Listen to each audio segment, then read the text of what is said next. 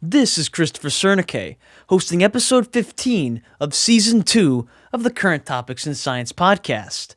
This podcast will address breaking scientific news in light of the origins debate and host interviews with scientists. This podcast is available on the following platforms: iTunes, Stitcher, Google Podcast, Spotify, and iHeartRadio. Video recordings of the podcast will be uploaded to YouTube.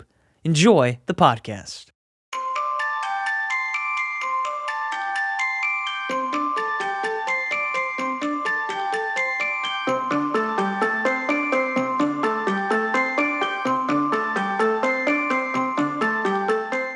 Have you ever been traveling at a snail's pace?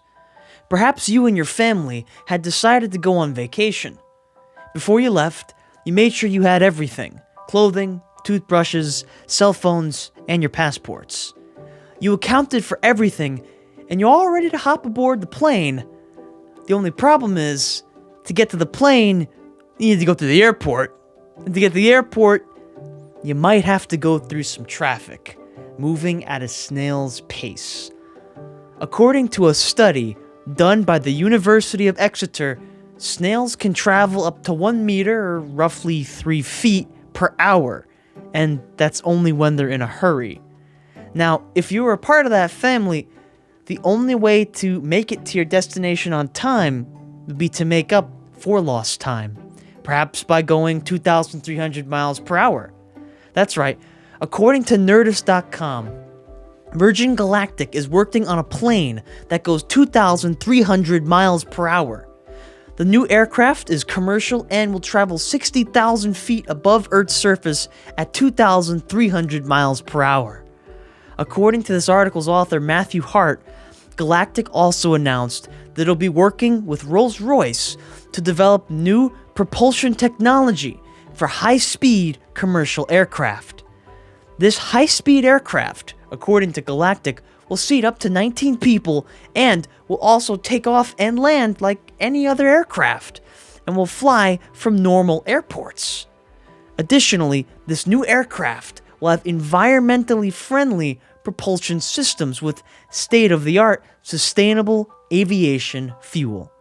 Space.com reports Virgin Galactic Chief Space Officer George Whitesides is saying, "We strive to develop sustainable, cutting-edge propulsion systems for the aircraft, and we are pleased to be working with the FAA to ensure our designs can make a practical impact from the start.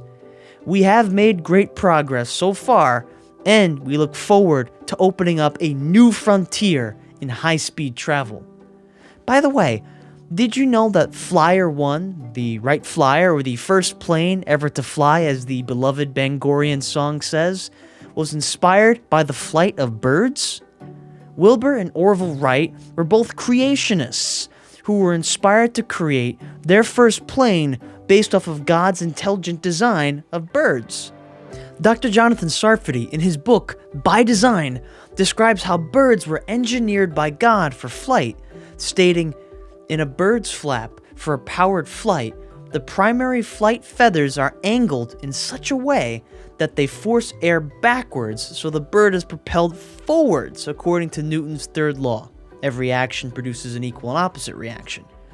And the wings have an aerofoil shape, like an airplane's wings, angled to deflect air downwards as the bird moves forward. This produces lift, again, by the reaction." Dr. Sarfati, in an article called "Flying Creatures, Created or Evolved," goes on to describe an intelligently designed pulley system in birds' wings that enables them to generate power for their wings downstrokes.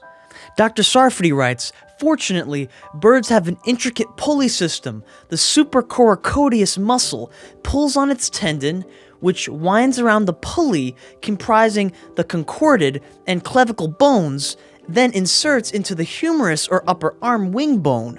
Birds can still fly if the tendon is cut, but takeoff is badly hindered when this situation occurs. So, why would natural selection choose a half-formed pulley? Indeed, there's no evidence of transitional half-pulley systems in the fossil record, and would such a half-pulley be any use at all?" Speaking of the fossil record, in an article called The Evolution of Feathers, a Major Problem for Darwinism. Dr. Jerry Bergman wrote, "What is found consistently in the fossil record is fully developed scales, feathers that are fully feathers, and skin that is clearly skin. No transitional structures consisting of feathers that are part feather and part scale, or even feathers that are less than modern types, have ever been uncovered.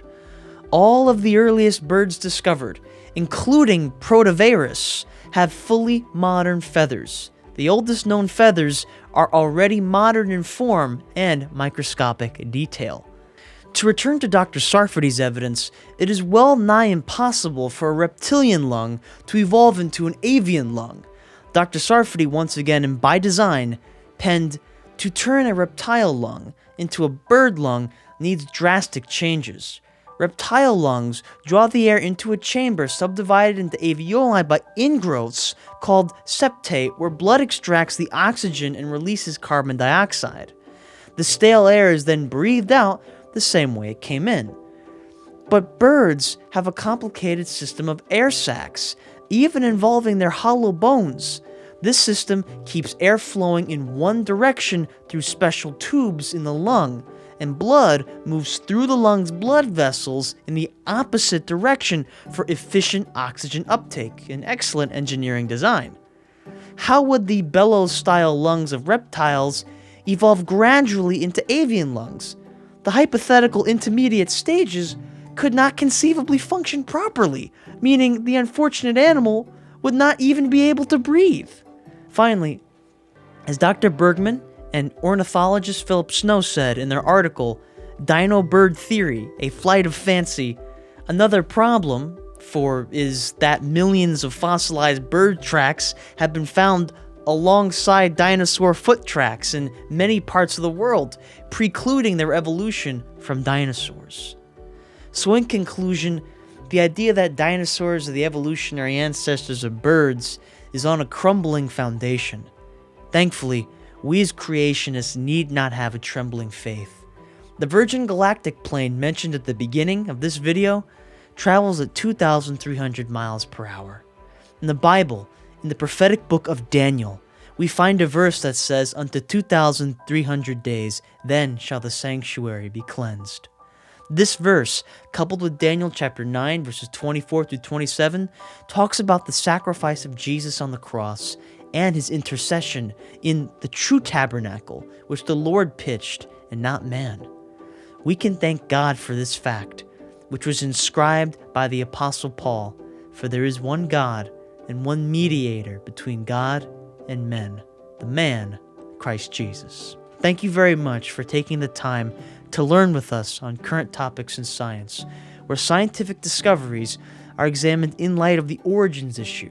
You can find the articles about the galactic plane, the papers on bird evolution, amazing fact study guides on the sanctuary subject, and Clifford Goldstein's website, where he explains the 2,300 days in depth and shares his testimony on his love for the creation message. Please share and subscribe to the Current Topics in Science podcast. It's available on iTunes, Stitcher, Google Podcasts, Spotify, and iHeartRadio. Thanks again for listening, and remember, the truth saves.